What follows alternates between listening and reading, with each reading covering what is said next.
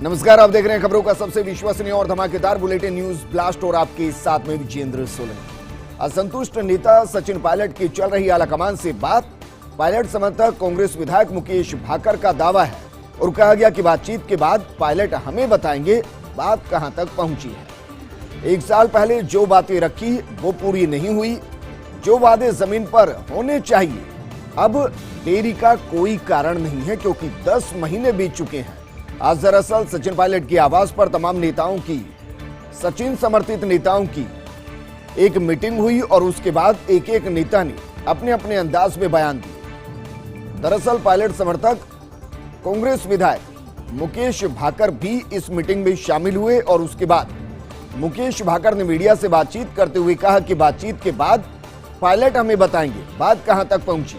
मतलब आलाकमान से वो बातचीत करेंगे, सोनिया गांधी से, राहुल गांधी से मिल सकते हैं, वक्त मांगा गया और अगर बातचीत होती है तो बातचीत कहां तक पहुंची, ये उन तक पहुंचेगी।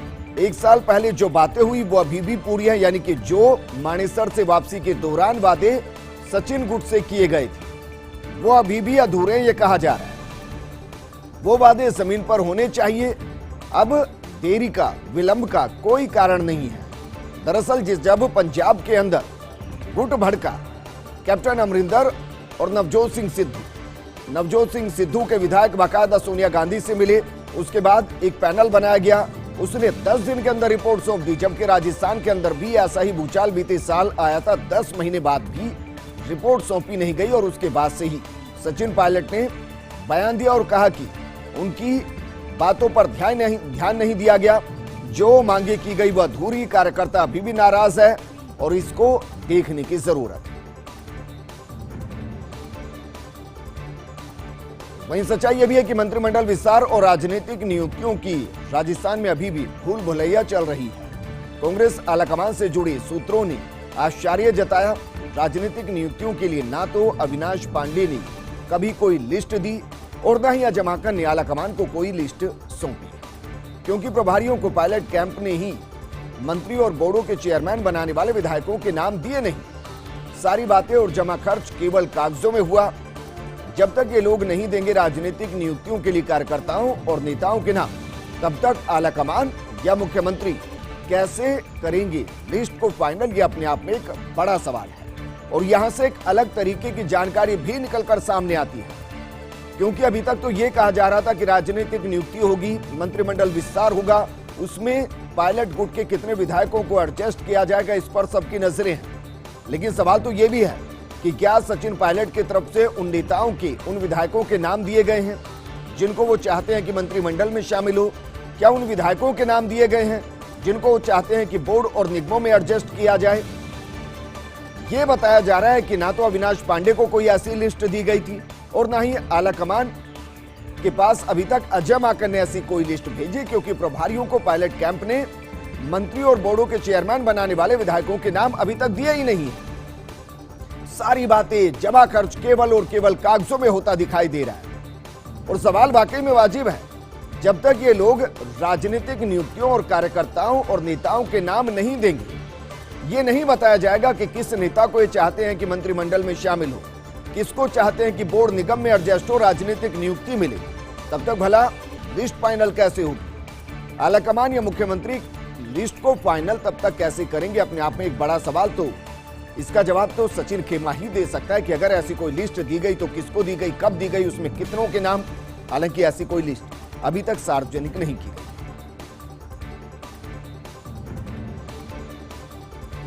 वहीं कांग्रेस नेता भंवर जितेंद्र सिंह ने भी खंडन किया है। समाचार पत्र में छपे पायलट के समर्थन के बयान का खंडन किया और कहा कि मेरे इंटरव्यू का शीर्षक बिल्कुल विपरीत रखा गया, जबकि मैंने इंटरव्यू के दौरान ऐसी कोई बात कही ही नहीं और ना ही मैंने किसी बात के समर्थन या असमर्थन का एहसास कराया। मैं कभी गुटबाजी या व्यक्ति विशेष के प्रति टिप्पणी जैसी बातों का समर्थन नहीं करता। केवल कांग्रेस पार्टी के हित और सम्मान को ही अपनी प्राथमिकता में रखता हूं। वहीं कल विश्वेंद्र सिंह ने किया था गहलोत का समर्थन, कहा था कि जहां तक मेरा सवाल, मैं मुख्यमंत्री अशोक गहलोत के साथ, मैं सोनिया गांधी और राहुल गांधी के साथ। 1 साल पहले जो मुद्दे थे उनका निस्तारण हो चुका है। प्रदेश के लीडर अशोक गहलोत हाईकमान की चॉइस है। भंवर जितेंद्र सिंह, कल उन्होंने बात की थी और बात करने के दौरान उन्होंने मीडिया को कहा था कि अगर सचिन पायलट के साथ वादे किए गए और वो पूरे नहीं हुए तो उनको पूरा करना चाहिए। सचिन पायलट प्रदेश अध्यक्ष रहे हैं, उनके कार्यकर्ता हैं, उनके नेता हैं। अगर उनकी नहीं सुनी जा रही तो इस तरफ ध्यान देना चाहिए। अब वो कह रहे हैं कि जो उन्होंने बयान दिया था उसको तोड़ मरोड़ कर पेश किया गया। हालांकि उन्होंने कोई गलत बात कल भी नहीं की थी, क्योंकि उन्होंने पूरी बयान के दौरान एक शब्द का इस्तेमाल किया था, अगर। यानी कि वो कहना चाह रहे थे कि वो प्रदेश अध्यक्ष रह चुके हैं, कांग्रेस के बड़े नेता हैं, कांग्रेस उन्हें अपने एसेट्स मानती है, तो उनसे अगर कोई प्रोमिसेस किए गए, कोई वादे किए गए और जो पूरे 10 महीने बाद भी नहीं हो रहे तो उनका पूरा होना चाहिए। अगर उनके कार्यकर्ताओं की नहीं सुनी जा रही, उनके नेताओं की नहीं सुनी जा रही, तो यकीनन इस पर ध्यान देना चाहिए। और ये उन्हीं के लिए नहीं, वो कह रहे हैं कि हर किसी के साथ ऐसा होना चाहिए। अब उनको ऐतराज है कि उनकी इस खबर को तोड़ मरोड़ कर पेश किया गया। उन्होंने फिर कहा कि मैंने किसी बात के समर्थन या असमर्थन का एहसास नहीं कराया। मैं कभी गुटबाजी या व्यक्ति विशेष के प्रति टिप्पणी जैसी बातों का समर्थन नहीं करता हूं। केवल कांग्रेस पार्टी के हित और सम्मान को ही अपनी प्राथमिकता में रखता हूं।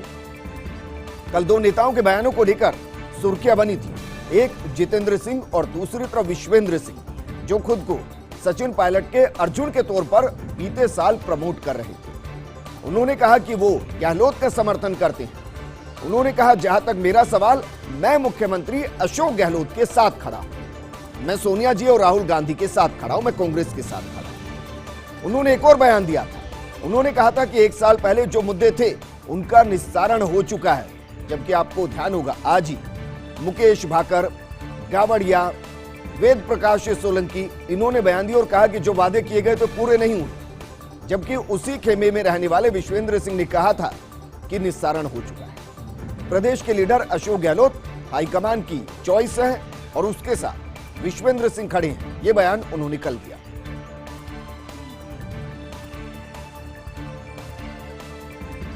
और आज जिस पर हर किसी की नजरें टिकी थी वो था सचिन पायलट का आवास, जहां कई विधायक जुटे।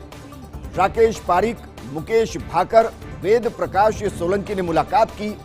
इसके अलावा PR मीणा, रामनिवास गावड़िया, JR खटाना ने भी मुलाकात की। लेकिन इन सब के बीच सचिन पायलट और विश्वेंद्र सिंह की भी मुलाकात हुई। आज सुबह दोनों के बीच शिष्टाचार मुलाकात हुई। मुलाकात के दौरान शिकवे, शिकायतें और गिले यकीनन हुए हों, लेकिन दोनों पक्ष कर रहे किसी भी अप्रिय टिप्पणी से इनकार। विश्वेंद्र के चेहरे पर भी किसी तरीके की कोई शिकन नजर नहीं आई, क्योंकि वो कल ही सार्वजनिक तौर पर क्लियर कर चुके अपना स्टैंड। अब गहलोत खेमे में इस मुलाकात के विवरण को लेकर भी उत्सुकता है कि अगर सचिन पायलट और विश्वेंद्र सिंह के बीच मुलाकात हुई तो फिर बातचीत क्या हुई, क्योंकि कल विश्वेंद्र सिंह साफ कर चुके कि वो अशोक गहलोत के साथ हैं, सोनिया गांधी, राहुल गांधी के साथ हैं। लेकिन अगले ही सूरज के साथ वो सचिन पायलट से मिलने उनके आवास पर पहुंचते हैं, उनसे बातचीत होती है। इस दौरान बातचीत क्या हुई, इस पर हर किसी की नजरें, खासकर गहलोत खेमे की भी इस पर नजरें टिकी हुई है कि कहीं ऐसा तो नहीं कि इस रात के अंधेरे में बहुत कुछ बदल गया। दोनों के बीच मुलाकात हुई।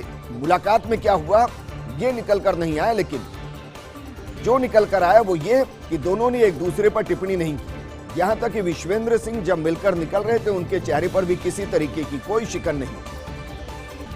और ऐसे में सार्वजनिक तौर पर जब उन्होंने कल अपना स्टैंड क्लियर किया कि वो गहलोत के साथ हैं और आज यानी कि अगले ही सूरज के साथ वो सचिन पायलट की आवास पर उनसे मिलने पहुंचे, तो फिर जाहिर है कि गहलोत खेमे में इस मुलाकात के विवरण को लेकर उत्सुकता होगी और वो तब तक बनी रहेगी जब तक बातें क्या हुई ये बाहर ना निकल जाए।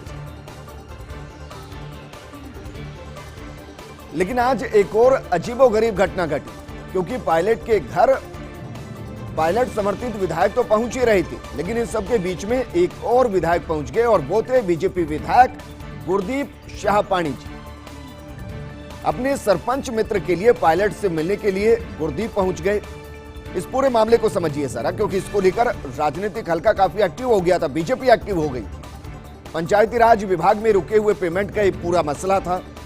सरपंच ने विधायक से कहा कि आप पायलट को फोन कर दीजिए, पायलट के कहने पर अफसर उनका पेमेंट कर देगा। इस पर विधायक ने कहा कि आप वहां जाकर मेरी बात करा दीजिए, यानी कि आप सचिन पायलट के आवास पर जाइए, उनसे मिलिए, उनको अपनी बातें बताइए और उसके बाद मेरी बात करा दीजिएगा। लेकिन सरपंच पायलट के घर के बाहर तो पहुंचे लेकिन अंदर नहीं पहुंच पाए क्योंकि उनको प्रवेश दिया नहीं गया। इसके बाद खुद विधायक गुरदीप भी पहुंच गए पायलट के निवास पर, लेकिन गुरदीप को नहीं पता था कि वहां मीडिया का जमावड़ा है। अब ये अपने आप एक ऐसी खबर जिस पर यकीन करना थोड़ा मुश्किल, क्योंकि या तो गुरदीप राजस्थान की राजनीति के साथ खुद को कनेक्ट नहीं कर रहे हैं, या फिर वो इतने अनभिज्ञ कैसे हो सकते हैं कि जब चारों तरफ ये चल रहा था कि सचिन पायलट के घर पर उनके समर्थित विधायक पहुंचेंगे तो जाहिर मीडिया पहुंचना था। इन सब के बीच में गुरदीप भी वहां पहुंच गए। वो शायद मौके की नजाकत को समझ नहीं पाए और ऐसे में अचानक चर्चा में आ गए बीजेपी विधायक गुरदीप। मीडिया पर खबरें जैसे ही चली, जाहिर बीजेपी के नेताओं का सक्रिय होना बनता था, क्योंकि उनको ऐसा लग रहा होगा कि कहीं ऐसा तो नहीं कि गुरदीप ने भी पाला बदल लिया। बीजेपी नेताओं ने गुरदीप से फोन किए, पूरा वाक्य पूछा। अब जवाब देते देते परेशान हो गए बीजेपी विधायक गुरदीप, क्योंकि सियासत में अगर एक बार कुछ होता है तो लकीर लंबी चलती है। कलाकारों को लेकर संवेदनशील मुख्यमंत्री गहलोत ने बड़ा फैसला किया है। कोविड के चलते 5,000 रुपए प्रति कलाकार को देने के आदेश जारी किए हैं। सीएम के प्रमुख विशेषाधिकारी राजेश गुप्ता ने अनुमोदन किया। कलाकार कल्याण कोष से जरूरतमंदों को 5,000 रुपए प्रति कलाकार देने के निर्देश दिए गए हैं। मुख्यमंत्री के निर्देशों के तत्काल पालना करवाने के निर्देश दिए गए। सीएमओ को अनुपालना रिपोर्ट देने के लिए भी कहा गया है, क्योंकि कोरोना काल में एक बड़ा असर राजस्थानी कलाकारों पर पड़ा है, क्योंकि तमाम पर्यटन स्थल बंद है, सिनेमा बंद है, लोक कलाकारों पर इसका असर पड़ा है और काम धंधा ठप है। राजस्थान संस्कृति के लिए जाना जाता है और उस संस्कृति में लोक कलाओं का विशेष महत्व है। ऐसे में जब सबसे बुरे दौर से लोक कलाकार गुजरे, लोक कलाएं गुजरी, क्योंकि इसका एक दूसरा असर यह भी हो सकता है कि लोक कलाकार अगर जीवन यापन के लिए कुछ और काम करने लगे तो लोक कलाएं लुप्त होती नजर आएंगी। शायद इसको मुख्यमंत्री ने समझा और मुख्यमंत्री ने इसको समझते हुए आदेश जारी कर दिया कि 5,000 रुपए प्रति कलाकार दिए जाए।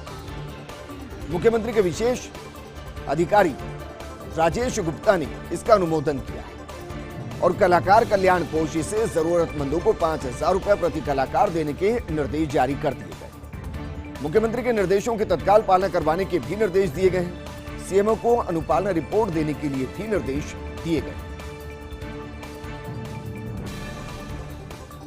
और बात करते हैं उस सवाल की जो ब्यूरोक्रेसी में उठ रहा है। सवाल है कि आखिर कहां है आईएएस विक्रम जिंदल। करीब 3 साल से वो अवकाश पर हैं। कोटा में कमांड एरिया डेवलपमेंट में थी उनकी आखिरी पोस्टिंग। 15 अगस्त 2018 उन्हें ऑन लीव लिया गया, जबकि डीओपीटी के इस बारे में नियम सख्त हैं। राज्यों को पत्र के जरिए केंद्र बता चुका है, लंबी छुट्टियों पर गए ऑल इंडिया सेवा यानी कि आईएएस अफसरों का ब्यौरा रखें और बेहद आवश्यक कार्य के अलावा इतनी लंबी छुट्टी ना दी जाए। लंबी छुट्टी का कारण संतोषजनक नहीं होने पर कार्रवाई के भी निर्देश दिए गए हैं। तो फिर सवाल वही है कि जिंदल के मामले में आंखें क्यों फेरी गई। चर्चाओं में यह बात भी है कि सिविल सेवा छोड़कर हाई पैकेज की विदेश में सेवा में उनकी रुचि, साथ ही विदेश में ही रहने की उनकी मंशा की भी चर्चाएं हो रही हैं।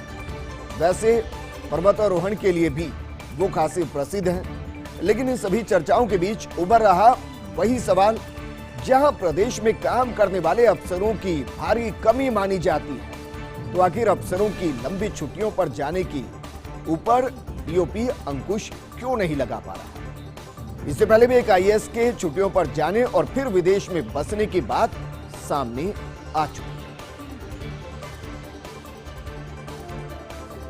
और बात करते हैं एसीबी की, क्योंकि एसीबी इन एक्शन यानी कि एक्शन में एसीबी नजर आ रही है और घूसखोरों पर एक एक करके लगाम कसी जा रही है, उनको एक्सपोज किया जा रहा है। एसीबी ने आज ब्यावर और सिरोही में 2 बड़ी कार्रवाई को अंजाम दिया।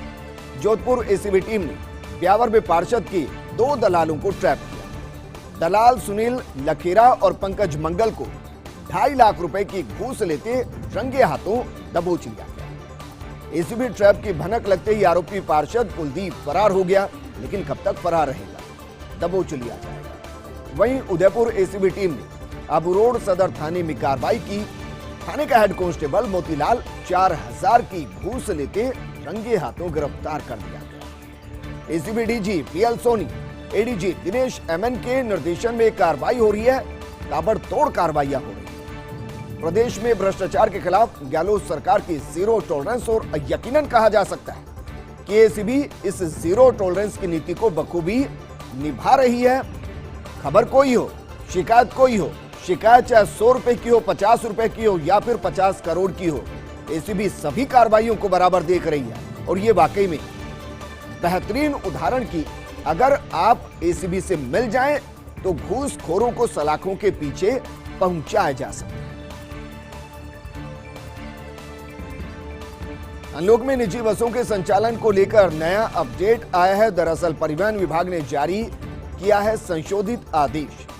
पूर्व में सोमवार से शुक्रवार तक बसें संचालन के आदेश थे। सुबह 5 बजे से शाम 5 बजे तक बसें संचालित करने के आदेश थे, लेकिन अब सप्ताह में सभी दिन निजी बसें चल सकेंगी। परिवहन आयुक्त महेंद्र सोनी ने इसके आदेश जारी किया, लेकिन यह ध्यान रखिएगा कि इस आदेश में भी यह नहीं लिखा है कि एक राज्य से दूसरे राज्य में बसें चल पाएंगी, क्योंकि अभी इंटरस्टेट बसें चल रही हैं।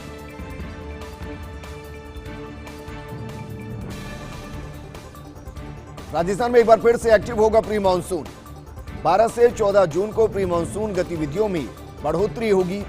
कोटा, जयपुर, उदयपुर, भरतपुर और बीकानेर संभाग में अलर्ट है।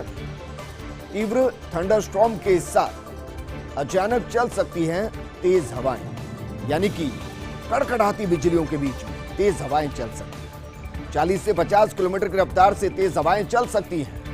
बिजली चमकने के साथ बारिश होने की भी संभावना है। वहीं जोधपुर संभाग के ज्यादातर भागों में मौसम शुष्क रहेगा। अगले 3 से 4 दिन शुष्क बना रहेगा मौसम, यानी कि ह्यूमिडिटी बनी रहेगी और उसके बाद मौसम बदलता हुआ नजर आएगा। प्री मानसून कई संभागों को भिगोता हुआ दिखाई देगा।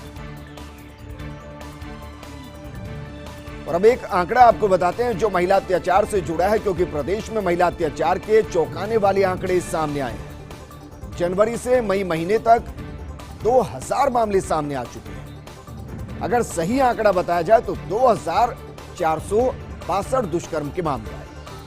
जनवरी में 519, फरवरी में 491, मार्च में 567, अप्रैल में 494, तो मई में सामने आए 390 दुष्कर्म के मामले। जनवरी से मई तक दर्ज हुए 2461 दुष्कर्म के मामले।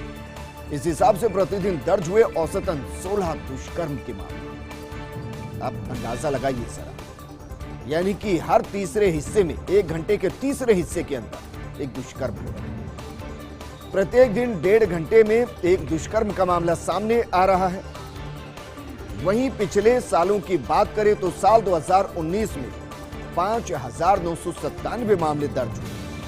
साल 2020 में थानों के अंदर 5331 मामले दर्ज हुए। लेकिन ये चौंकाने वाला आंकड़ा पता है क्यों है? क्योंकि लॉकडाउन चल रहा है, लगभग सभी घरों के अंदर कैद है। उसके बावजूद अगर 2000 से ज्यादा दुष्कर्म हो रहे हैं तो जरा सोचिए, इसमें एक और आंकड़ा आना चाहिए कि कितने परिचितों ने दुष्कर्म किया। ब्रेक के बाद आपका स्वागत है। 18+ के वैक्सीनेशन अभियान ने पकड़ी रफ्तार। प्रदेश में बीते 24 घंटे की बात की जाए तो 32 जिलों में वैक्सीनेशन कैंपेन चलाया गया। इस दौरान रिकॉर्ड तोड़ 4,54,290 लोगों को वैक्सीन लगाई गई। यह आंकड़ा यकीनन राहत पहुंचाता है, क्योंकि ये 4.5 लाख से ज्यादा है।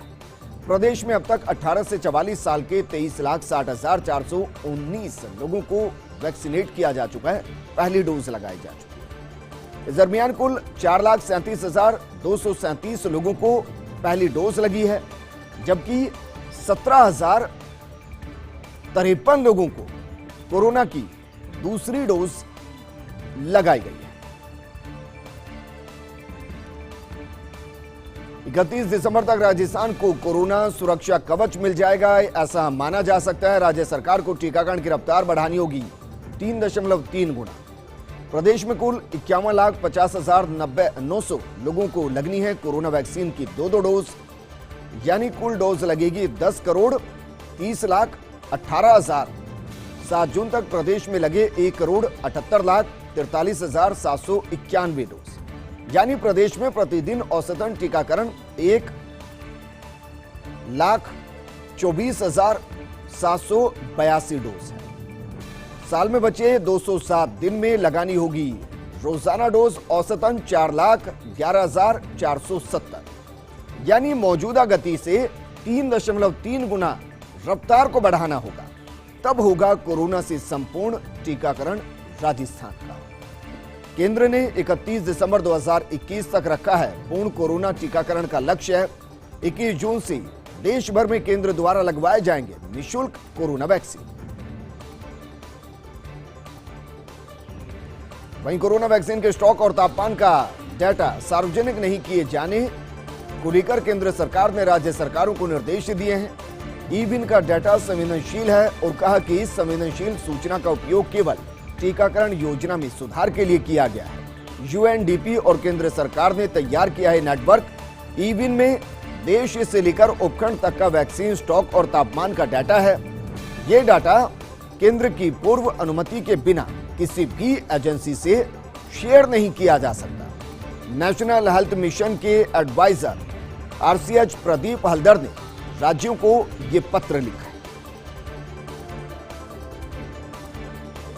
ग्रेटर नगर निगम की महापौर को निलंबन करने से जुड़ा प्रकरण डॉक्टर सोमिया की याचिका पर आज हाईकोर्ट में सुनवाई हुई। जस्टिस पंकज भंडारी और जस्टिस सीके सोनगरान की खंडपीठ में सुनवाई हुई। सरकार की तरफ से महाधिवक्ता एमएस सिंघवी ने पैरवी की। सरकार ने जवाब पेश करने के लिए कल तक का वक्त मांगा है। अब मामले में कल सुनवाई हुई। प्रदेश में पेट्रोल पंप लगाने के मामले में बड़ी खबर है। राज्य सरकार लागू करेगी एमजीटी के निर्देश। यूडीएच मंत्री शांति धारीवाल ने अधिकारियों को इस बारे में हिदायत दी है।